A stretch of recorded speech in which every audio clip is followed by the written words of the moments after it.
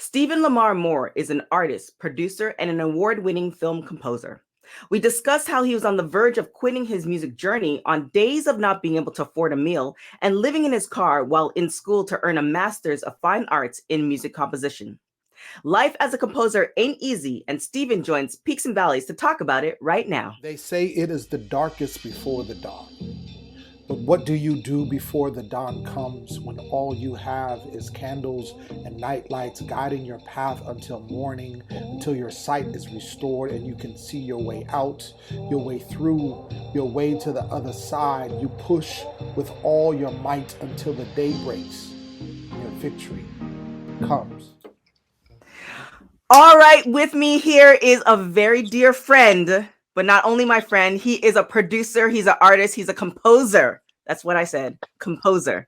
Please welcome Steven Lamar Moore. How you doing? I'm good. How about yourself? Thanks for having me. Good. So full disclosure, y'all, like I couldn't get Steven on the phone, but he's here to do an interview. So please believe that you guys are blessed with his presence as I am right now. So just saying. So let's get into it. We're going to get into the whole composer thing, but let's kind of get into life. Like, what was a moment in your life where stuff wasn't going right and, you had to take a step back and decided this is really what you wanted to do? Well, that's easy. So I'll say a couple years ago, I was in grad school and, I was studying composition and film music and classical music. And so I was sleeping out of my car. For like 2 years. Damn. Yeah. So what I would do is I would go to work. I would get up at 4 a.m. I go to the gym. And then I go to the gym. Then I go to school.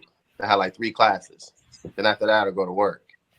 And then I do it all over again. Get off at 11 p.m. and do it all over again. Go to sleep in my car. And one day in particular, so I was doing that. And then one day, I remember I was walking down the street.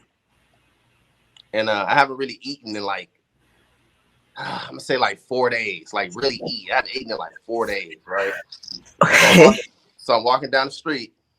And I could tell I was at my breaking point. I could tell because I remember walking down the street talking to God like, man, please, please give me something to eat because I do not want to go to 7-Eleven and steal something because I was really about to do that.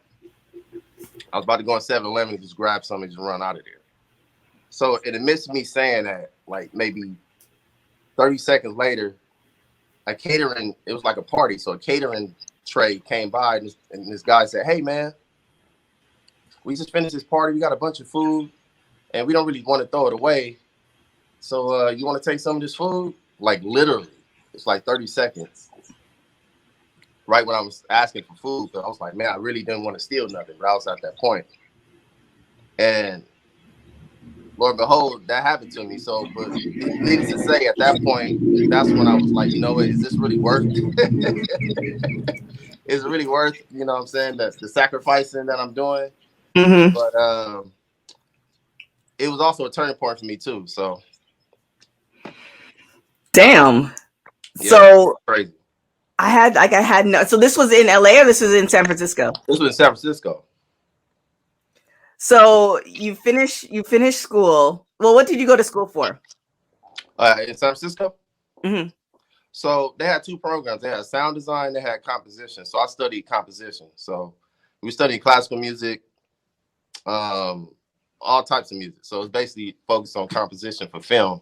Mm-hmm. And on the other side of the program, it's more sound design, more like soundscaping, stuff like that. Okay. Mm-hmm. So ever since I've known you, you've been about music. So now, I've seen the videos. He's all up in the videos, y'all. He's composing for folks and composing for movies and stuff like that. It just seems like that was something that you were destined to do. At what point in your life, because being a former athlete, you come to a point where it's like, all right, I'm not doing this athletic thing anymore. Right. NFL is not happening. What point in your life where you're like, I'm gonna put all my chips on music? Oh man, I think from athletics, I've always been a guy who, anything I wanted to do, I just went 110 at it every time. So Um, for a while, it was a struggle because I was trying to find that passion that I felt, for football, and the same way. So for a little while, I was trying to figure it out. And then, I've always been into music because I grew up in church. So I was in the church choir and stuff like that. I was always writing songs and doing stuff like that. So I've always knew I loved it. I just didn't know that you can really have a career as far as TV and media. Once I figured that out, Mm-hmm. I knew that was my calling because a lot of people were hearing my music even prior to me knowing, being real knowledgeable about the TV thing. People always say, hey, man, your music is kind of cinematic. You should think about, TV or something like that. And the moment I knew that, I went back to that conversation like maybe 10 years before that. It's like, man, somebody told me that 10 years ago. And it just so happened to come full circle. So that's when I knew that this was for me. This was my thing. So kind of explain to the folks because when you think of music, all you think of is, definitely the artist. And then because of people like Dre and Diddy and stuff like that, you think of the producer. Right. But there's so much more, like you're saying, that encompasses music, and music is all around us. So like, tell us about how you decided this is like the composer aspect. Is it for me? That's a good one. That's a good question. Really good question.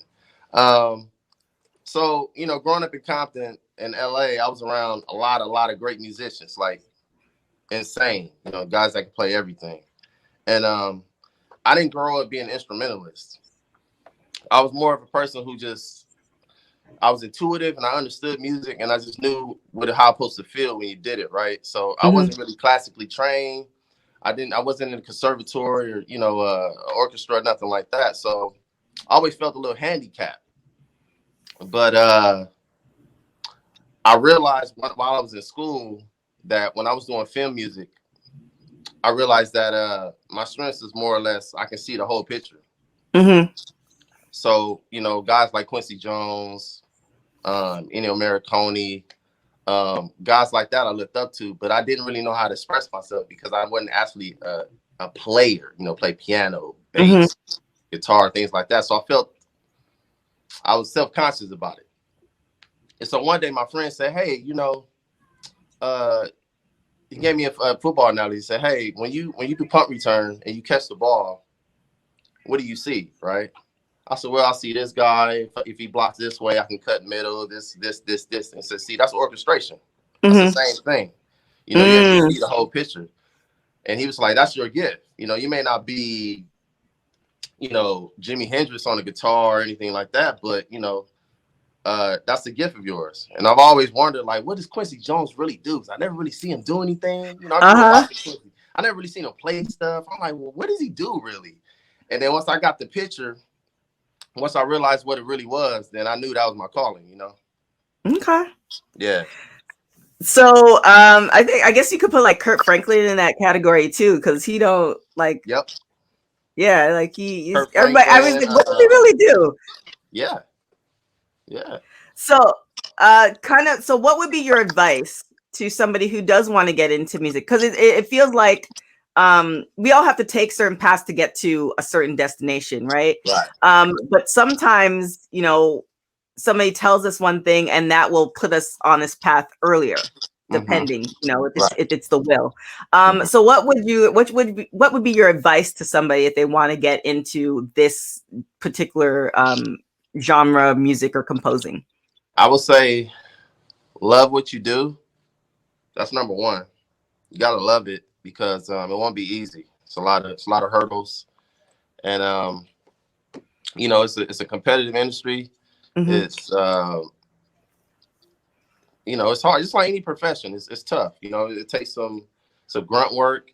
You have to be willing to do things that may not be popular at the time. Internships.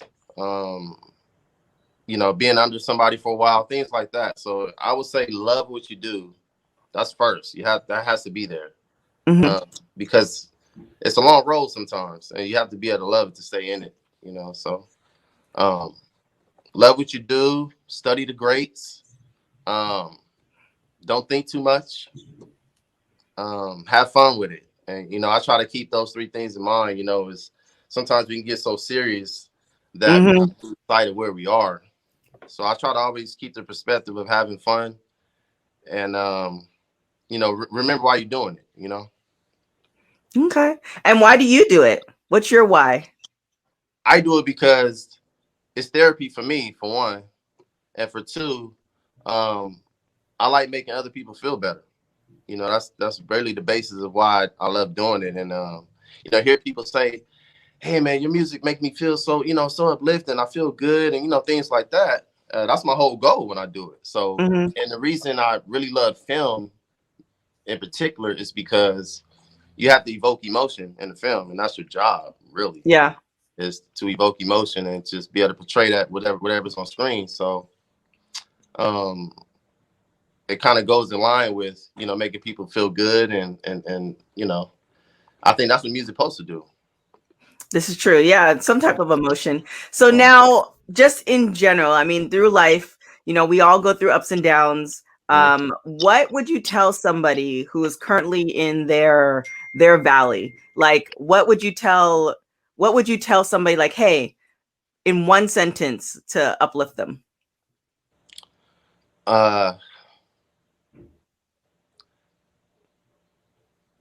One sentence to uplift them. Yeah. You know, you got to keep swinging the bat. You just got to keep swinging, you know, and, you know, it's always times that you feel like you can't go anymore, that if you just swing one more time, that's the breakthrough. A lot of times that's how it goes. You know, it's like you've been swinging all this time and you're tired of swinging. You get to the point where, you know, I don't want to swing anymore. And that one swing, that one less swing that you didn't do is the swing that's going to break you through. And I would say that one swing can be the one. So don't stop. And, you know, it'll come when it's supposed to. You know, it takes a lot of patience, and just keep swinging at the thing. Keep swinging. Just don't stop. Keep swinging. Oh my goodness. So for my folks who don't know, where can they find all your music? You want to drop any? Because I read your bio, so I'm gonna let you do that. But do you want to, like, where can people find your music, and who have you worked with in the past? So you can find my music on www.stevenmmusic.com. STEVENMmusic.com. You can, you know, get all my streaming and purchase music and things of that nature all right there. As far as who I like to work with in the future, you know, I would love to work with like Ryan Coogler. Oh man, Ryan Coogler, Spike Lee, Drake. I got so many names, man. That's crazy. And you worked with Warren G before, right? In Tarantino, you know, I can keep going. Okay. And you worked with Warren G in the past, right? Oh yeah. So my uncle kind of grew up with Warren G, basically. And you know, they used to take me around because it was an artist at the time named Bishop Lamont. And at that time I was kind of ghost producer with one of my homeboys, because he did some stuff with Young Buck and G Unit at the time. So I was under him. And, you know, Warren G, you know, used to let me work on certain tracks with him, you know, kind of show me things and hey, this is how you do this. This is how you get this sound. And I would even send him my stuff, and he would say, hey, man, this is cool. I would change this, but do this. So he was almost like a mentor for a while. And I was fortunate to be around a lot of dope people, you know, during my journey. You know, when I look back, it was for sure a blessing to even be in those spaces like that. But it kind of prepared me for today. So it's cool. It's real cool. Nice. Yeah. So definitely y'all go and check out his music. I actually, like, your music is now, for my folks who don't know, I have a whole like skincare line, and now I'm like in the trap kitchen making cocoa butter and candles. Your music is now so good too.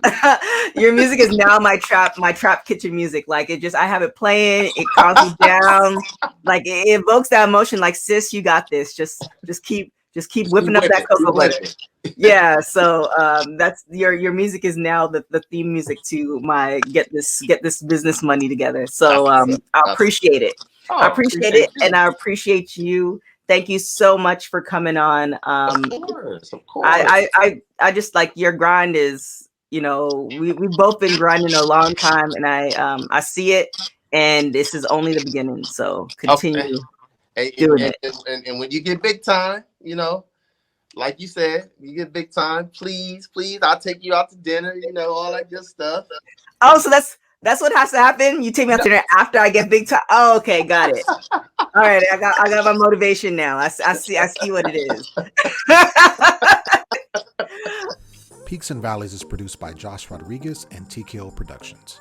Spoken word and voiceover is done by yours truly, Lem Gonzalez. Thank you for listening, and remember, after the darkness comes the dawn.